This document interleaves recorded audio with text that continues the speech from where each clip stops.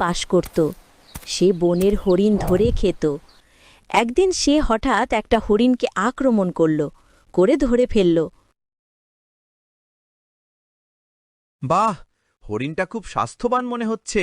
আজকে খুব ভালো ভোজন হবে। যাই, বাচ্চাদের গিয়ে ডেকে নিয়ে আসি। এই বলে বাঘটি মৃত হরিণকে সেইখানে রেখে বাচ্চাগুলোকে আনতে যায়।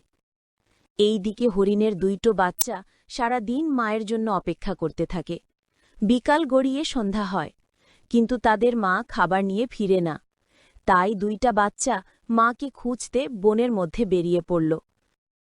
কিছুদূর গিয়েই তারা দেখতে পায় ঝোপের কাছে একটা হরিণ মরে পড়ে আছে। এই দেখেই হরিণ ছানা দুইটি মৃত হরিণের কাছে যায়। কাছে গিয়ে দেখে মৃত হরিণটি তাদের মা। এই দেখে হরিণ ছানা দুটো কান্নায় ভেঙে পড়ে। মা, ও মা, ওঠো মা, আমাদের যে ভীষণ খিদে পেয়েছে। মা, মা ওঠো মা, আমরা আর কোনোদিন তোমার অবাধ্য হব না। মা, ও মা, ওঠো মা, কোনোদিনই আমরা ঝগড়া করব না। এইভাবে কাঁদতে কাঁদতে হঠাৎ তারা বাঘের গর্জন শুনতে পায়।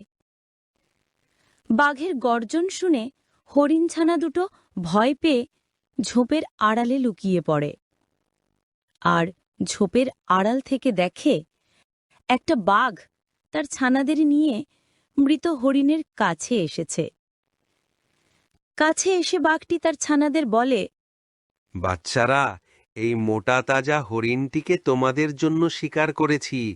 তোমরা আজকে মন ভরে খাওয়া দাওয়া করো। এই বলে বাঘটি তার ছানাদের নিয়ে মা হরিণটিকে খেতে শুরু করল। ঝোপের আড়ালে লুকিয়ে থাকা হরিণ ছানা দুটো এই দেখে আরও জোরে জোরে কাঁদতে শুরু করল। আমরা যখন অনেক ছোট ছিলাম, এই বাঘটি আমাদের বাবাকে মেরে ফেলেছিল। আজকে আমাদের মাকে মেরে ফেললো। এখন আমরা কি করব? কার কাছে যাব?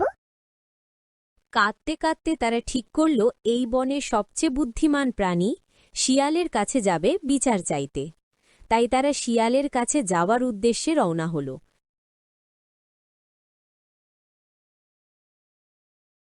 তারা শিয়ালের গুহার সামনে গেল।